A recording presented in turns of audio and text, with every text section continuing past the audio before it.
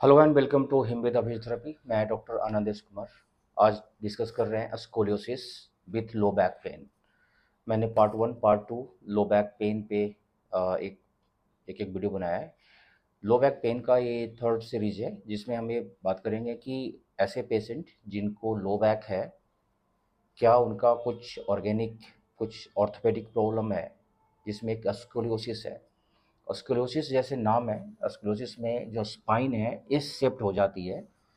इसकी काफ़ी क्लासिफिकेशन है कि स्क्लेरोसिस कब बोलेंगे और इसकी क्लासिफिकेशन कैसे करेंगे।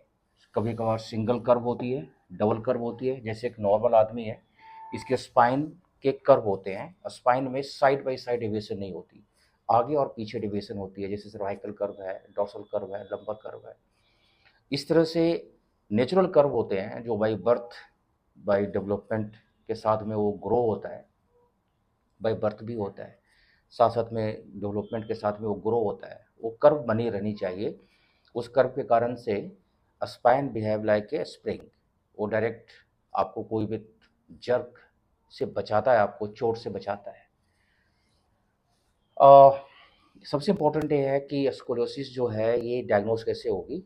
स्क्लेरोसिस एक तो फिजिकल भी डायग्नोस कर सकते हैं, जिसको स्पाइन प्लम लाइन बोलते हैं।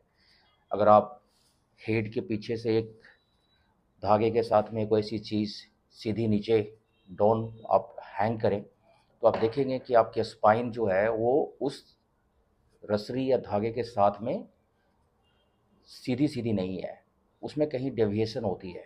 इसका मतलब है कि उस मेल या फीमेल में या उस ह्यूमन में स्क्लेरोसिस के स्टार्टिंग पॉइंट हो सकते हैं, या स्क्लेरोसिस है या डेवलप हो चुका है। सिंगल कर्व भी होती है, कभी कभार वन साइडेड हो जाता है। जैसे ये पहला कर्व है, ये सेकेंड कर्व है, जिसको प्राइमरी कर्व बोलते हैं और सेकेंडरी कर्व बोलते हैं। प्राइमरी कर्व, पहला जो कर्व बनता है उसके कंपनसेटरी जो कर्व बनती है उसे सेकेंडरी कर्व बोलते हैं। सबसे जो कॉमन एरिया है वह है डॉर्सल और लंबर का एरिया है। डॉर्सल एरिया है जो सबसे कॉमन एरिया है जहाँ पर अफेक्ट होता है। ये कंजेनाइटल भी होती है, बाई बर्थ भी होती है, बहुत सारे दूसरे भी डेवलपमेंटल फैक्टर भी होते हैं जिसके कारण से भी होती है। ट्रोमेटिक भी होती है, पैथोलॉजिकल भी होती है। और इसकी डायग्नोसिस के साथ साथ में, डायग्नोसिस में एक्सरे बहुत ज़रूरी है। एक्सरे से ही पता चल जाता है कि इस ह्यूमन को, इस आदमी को स्क्लेरोसिस है। और जितनी अर्ली डायग्नोसिस हो जाए स्क्लेरोसिस के लिए उतना ही अच्छा होता है, क्योंकि आप उस समय में उस पर ध्यान दे करके उस एरिया को, जो वहाँ के मसल्स, बोन, लिगामेंट्स जो टाइट हो रहे हैं उसके कारण से भी होती है। कभी कभार ये लोअर लिम्स के फ्रैक्चर के साथ में भी डेवलप हो जाती है, जिसे पोस्टरल स्क्लेरोसिस बोलते हैं। या फिर फीमेल्स में देखा जाता है कि वन साइडेड उनका दुपट्टा, वन साइडेड पर्स, या वन साइडेड काम करने वाले भी वन साइडेड झुक जाते हैं, तो वो भी एक पोस्टरल स्क्लेरोसिस के कैटेगरी में आता है। उसके कारण से भी उनके लोअर बैक की पेन बढ़ जाती है, सर्वाइकल की भी पेन बढ़ जाती है, और एक कांस्टेंट प्रेशर होती है उनमें। कांस्टेंट प्रेशर ऐसा है कि उनको हमेशा ऐसा लगेगा कि वन साइडेड नमनेस फील हो रही है, टिंगलिंग आ रही है और नम हो रही है मेरी पैर या हाथ या बॉडी का वो पार्ट या lower back. Diagnosis MRI scan से भी करते हैं। उसका मेन पर्पस से होता है कि कहीं स्क्लेरोसिस के कारण से आपका डिस्क तो नहीं दब गया, और डिस्क अगर दब गई तो कहीं डिस्क ने फर्दर स्पाइनल कॉर्ड को और नर्व रूट्स को तो नहीं दबा दिया। क्योंकि अगर ऐसा हुआ तो फिर आपकी पैरालिसिस के सिम्टम दिखने स्टार्ट हो जाते हैं। आपका वो हिस्सा कमज़ोर हो जाएगा, उसमें काफ़ी पेन रहेगी, जिसको रेडिकुलोपैथी बोलते हैं। सो ये बहुत इम्पोर्टेंट है कि उसका एक थोरो चेकअप करवाएं, और अच्छे ऑर्थोपेडिशियन से मिल करके जो आपको टाइम दे पाए। फिजियोथेरेपिस्ट का इसमें बहुत ही इंपॉर्टेंट रोल होता है। जब भी आपको डायग्नोज हो जाए तो आपको फिजियोथेरेपिस्ट के पास में आना है, और इसके जो रिहैब प्रोटोकॉल है, लाइक कि इसको स्पाइन को फर्दर और बेंड ना होने दें, वहाँ के जो मसल्स हैं उसको और ख़राब ना होने दें। कुछ एरिया ऐसे होते हैं जहाँ के मसल्स छोटे हो जाते हैं, कुछ एरिया ऐसे होते हैं जहाँ के मसल्स लंबे हो जाते हैं। जिस साइड में कॉन्वेक्सिटी होती है उस एरिया के मसल्स लंबे हो जाते हैं, अपने साइज से बड़े हो जाते हैं। जिस साइड में कॉनकेव होता है उस एरिया के मसल्स टाइट हो जाते हैं, लिगामेंट, टेंडन ये सारे टाइट हो जाते हैं और एक लेवल के बाद कॉन्ट्रैक्चर बन जाता है। कॉन्ट्रैक्चर क्या है, जो आपका स्ट्रक्चर है उसमें फ्लेक्सिबिलिटी खत्म हो जाती है। फिर आप बहुत कोशिश करते हैं लेकिन आपकी बैक पेन नहीं जाती, आपका वो स्पाइन सीधा नहीं होता। तो इसके लिए बहुत ज़रूरी है कि आप तुरंत से फिजियोथेरेपिस्ट के पास में जाएँ और इसमें बहुत ज़्यादा हिट एंड ट्रायल करने की ज़रूरत नहीं है कि इसमें बहुत कुछ कोशिश करके हम आपको ठीक ही कर देंगे ओवरनाइट में। कुछ केसेस में तो सर्जिकल ऑपरेशन ही करा लेना चाहिए या ज़रूरत होती है उसकी, अनटिल अनलेस आपके पास में वो फैसिलिटी ना हो करवाने की।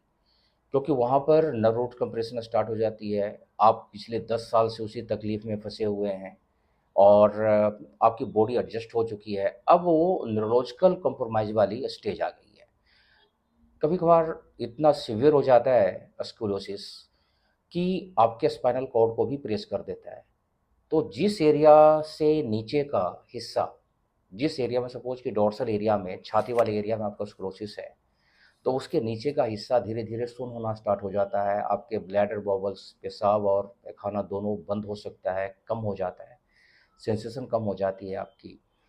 आपके पैरों में नमनेस रहती है, चोट लगता है आपको पता नहीं चलता और उठना, बैठना, लेटना आपका काफ़ी मुश्किल हो जाता है। आप वन साइडेड ही उठ पाते हैं, वन साइडेड ही लेट पाते हैं, दूसरा साइड का भी यूज़ नहीं कर पाते क्योंकि स्पाइन की डेविएशन बहुत ज़्यादा हो जाती है।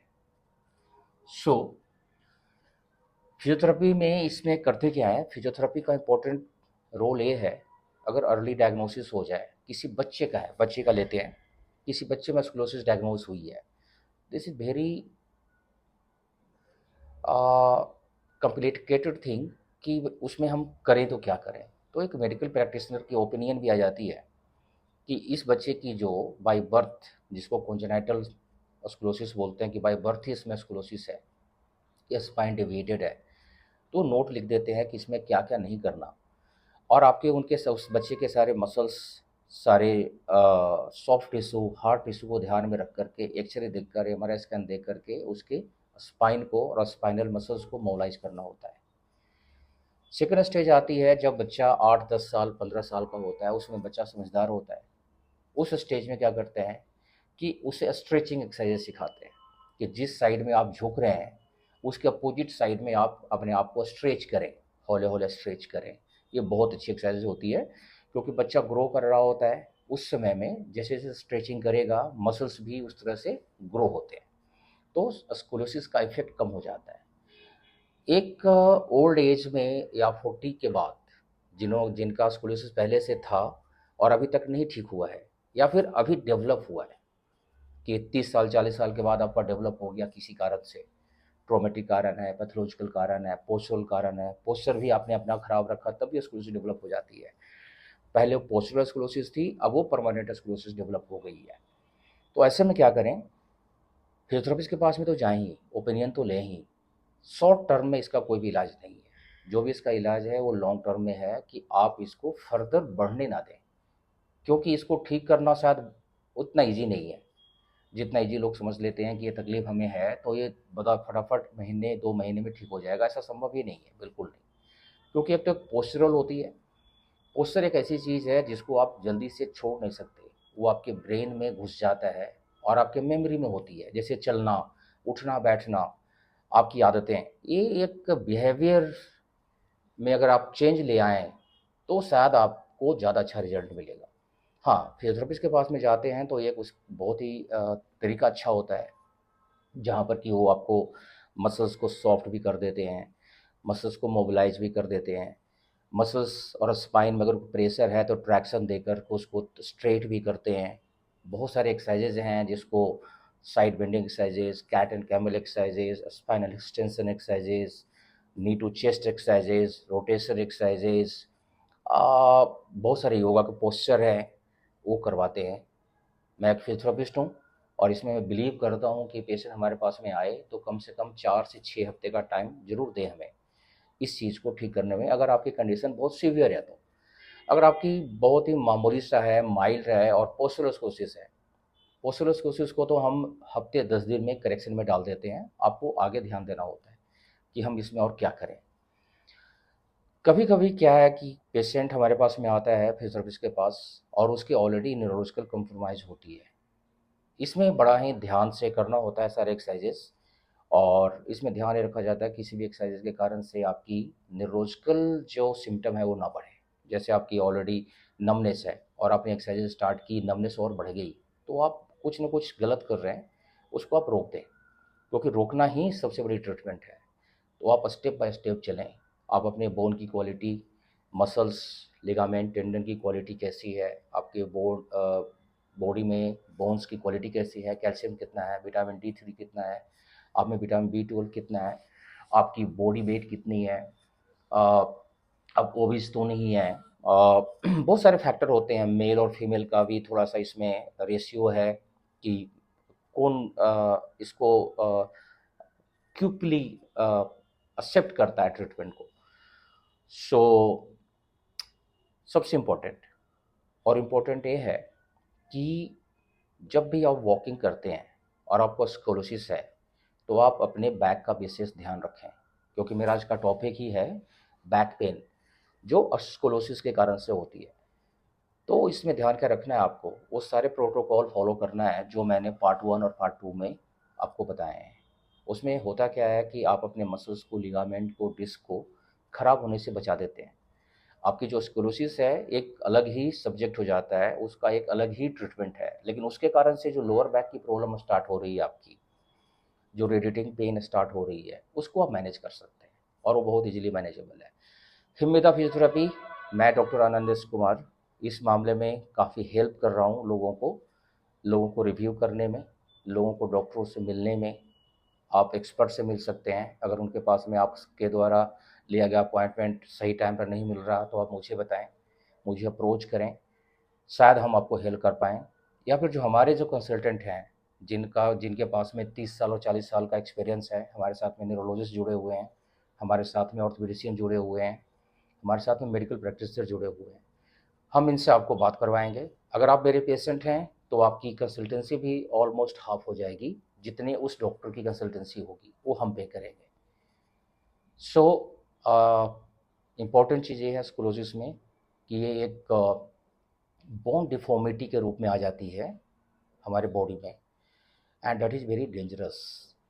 आपकी पोस्चर भी अच्छी नहीं दिखती, आपकी फिजिक भी अच्छी नहीं दिखती, तो आपको लोग टोकते भी हैं। फिजिक का अच्छा नहीं दिखना और आपका शरीर का टेढ़ापन होना, ये भी एक सोसाइटी में आपके लिए ना एम्बैरेसमेंट का पार्ट बन जाता है। तो इसको आप डेवलप ना होने दें बॉडी में, इसका ख्याल रखें। इसका उपाय है, इसका ट्रीटमेंट है, इसका प्राइमरी ट्रीटमेंट तो फिजियोथेरेपी ही है, जिसको आप कर सकते हैं, जिसका कोई साइड इफ़ेक्ट नहीं है, जिसको आप कभी भी स्टार्ट कर सकते हैं, कभी भी बंद कर सकते हैं, कहीं भी स्टार्ट कर सकते हैं, कहीं भी बंद कर सकते हैं।